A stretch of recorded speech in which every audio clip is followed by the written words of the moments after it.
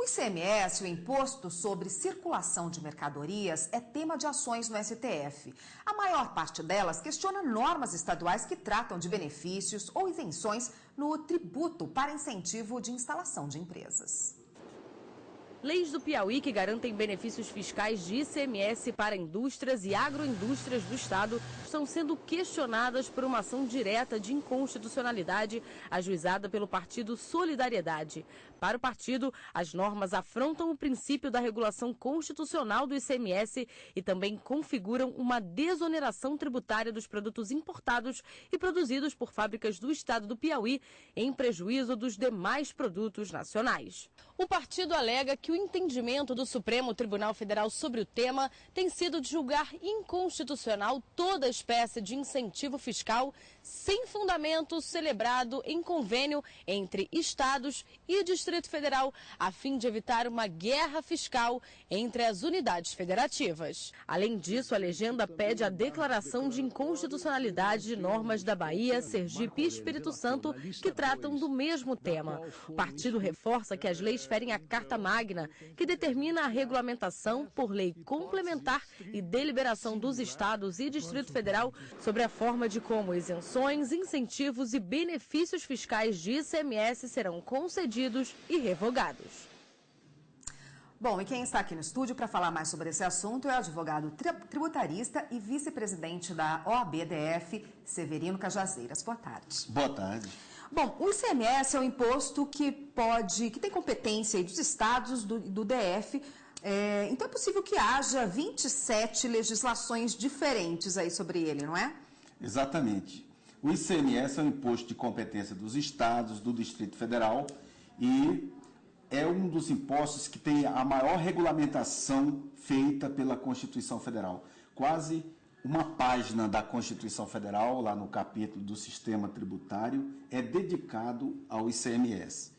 E assim, a própria Constituição Federal diz que cabe à lei complementar regulamentar o ICMS. Então, tem uma lei complementar, 87/96, que regulamenta o ICMS em nível nacional.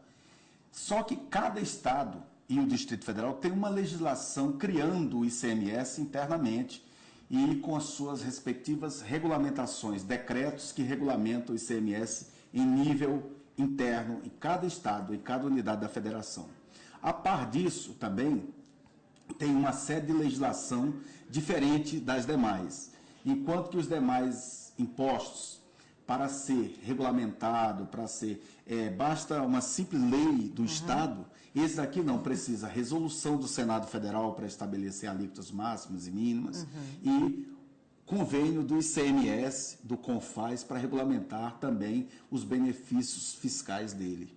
Bom, o senhor falou aí do CONFAS. O CONFAS foi criado através da Lei Complementar número 24 de 1975, né? E ele visa evitar aí o processo de desorganização tributária. Na prática, o que significa? Significa o seguinte: o CONFAS, que é o Conselho Nacional de Política Fazendária, composto por todos os secretários de Estado, da Fazenda, dos estados e do Distrito Federal, ele visa exatamente a conceder isenções e benefícios fiscais desse imposto. Ou seja, enquanto que os demais tributos, as isenções deles são dadas por leis estaduais, no que concerne a esse imposto chamado ICMS, as isenções deles, os benefícios fiscais como a redução de alíquota, prorrogações de prazos, estabelecimento de qualquer benefício fiscal são dados por esse órgão colegiado, composto por todos os secretários de Fazenda dos estados e por alguém do Ministério da Fazenda, para regulamentar e decidir sobre esses benefícios fiscais. Então, esse é o papel fundamental do CONFAS. E a partir de que momento a concessão desses benefícios pode abalar esse pacto federativo? Olha, ele começa a abalar o pacto federativo quando começa a ser descumpridas as regras que a Constituição Federal estabelece, literalmente estabelece sobre esse pacto federativo. Como, por exemplo, ele diz que cabe à lei complementar estabelecer a forma como, mediante deliberação dos estados e do Distrito Federal, as isenções e os benefícios fiscais serão concedidos. Isso quer dizer que somente essa lei complementar que você citou inicialmente, que é a 24 de 75, que diz que é o CONFAS que concede, que estabelece esses benefícios. No entanto, alguns estados aprovam, por suas assembleias legislativas, esses benefícios, tentando atrair para as suas regiões empresas com alíquotas do ICMS reduzidas, com outros benefícios, prazos de pagamento de tributos, e isso tem provocado um prejuízo enorme aos demais estados que não concedem, porque as empresas saem daquele estado e vão se instalar naquele estado que é o concedente do benefício fiscal. Então, a própria Constituição Federal diz direitinho como é que esses benefícios fiscais devam ser concedidos. No entanto, alguns estados fazem por conta própria, dizendo que quem pode o mais pode o menos, porque já que a competência para legislar é deles, mas nem tanto, porque ele é um imposto nacional, quer dizer, em todas as 27 unidades da federação tem o ICMS, as alíquotas têm que ser uniformes nesses estados, exatamente para evitar essa guerra fiscal, esse conflito de interesses que é grande entre todas as unidades da federação. E que tipo de males essa guerra fiscal estabelecida aí pode trazer para a federação como um todo? O mal maior é a desorganização, a insegurança jurídica. Por quê?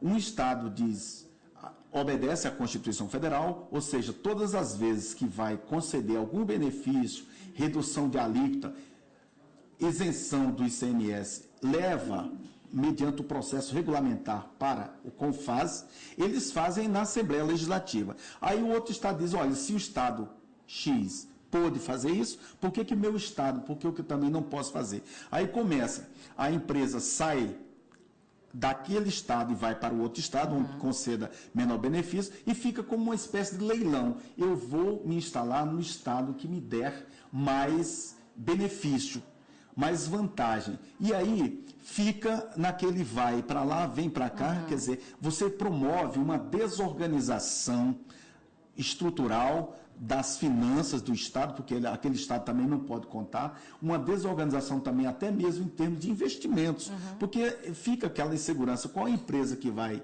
investir naquele Estado, depois de estar um patrimônio vultoso investido ali, pessoas trabalhando, uma expectativa, e aí quebra-se aquele ciclo virtuoso e passa a ser um ciclo vicioso que é pernicioso para a economia do Estado, porque tem Estado que pode suportar aquela redução de alíquota, aquele benefício, mas outros não podem. E até eu digo para você, sem medo de errar, a maioria dos estados, dos estados mais fortes economicamente, eles nem dão tanto incentivo, porque já é uma atração normal as empresas irem para aquele estado que tem mão de obra mais qualificada, que tem um mercado consumidor maior.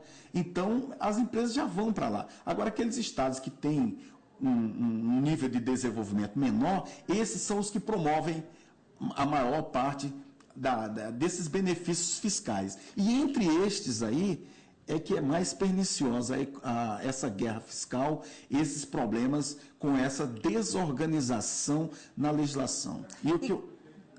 Desculpa interromper o senhor, qual o papel do judiciário aí nesse caso, nessa guerra? Então, aí entra o papel do Poder Judiciário, que eu ia iniciando. Eu digo o seguinte, que se os estados cumprissem rigorosamente o que diz a Constituição Federal, não havia essa necessidade, porque é o Estado, como falei inicialmente, é o imposto, como falei inicialmente, mais regulado pela Constituição, ele é bem descritivo na Constituição, como fosse uma lei. O artigo 155, parágrafo 2º, 3º, e seus vários incisos e alíneas, ele descreve rigorosamente como que o ICMS deve ser cobrado, como que o ICMS deve ser legislado, como que o ICMS as alíquotas deles, máximas e mínimas, devem ser estabelecidas. Então, o ICMS é muito bem tratado, mas os estados, por conta disso, desobedecem à Constituição Federal, porque eles querem um efeito imediato, eles querem conceder vantagens, mas não quer que outro estado conceda vantagem.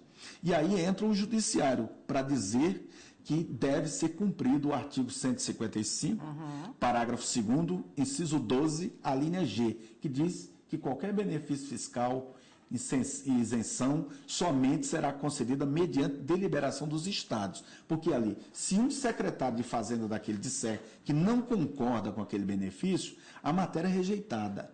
Então, quer dizer, se todos concordam, ninguém vai ter problema. Então, como é que eles fazem para evitar esse conflito? Às vezes, um estado propõe isentar um determinado produto que o outro estado não produz, mas que é da essência da economia daquele estado. Então, ele propõe aquela isenção, o outro estado também leva um produto bem típico da sua região, que é importante para a economia do seu estado, e todos concordam uns reciprocamente com os outros com aquele benefício fiscal. Quando foge desta regra, aí vem o inevitável conflito de interesses, a chamada guerra fiscal, que é ruim para a economia local, é ruim para os investidores naquele local e gera uma indescritível insegurança jurídica. E aí entra o judiciário, que tem determinado Papel e cumpre-se a fundamental. Constituição Federal. Tá ótimo, muito obrigada. Eu conversei com o advogado tributarista e vice-presidente da OAB do Distrito Federal, Severino Cajazeiras. Obrigada pela participação do senhor. Disponha sempre, estou sempre à disposição e pode contar comigo quando for necessário. Até uma próxima. Obrigada. Até uma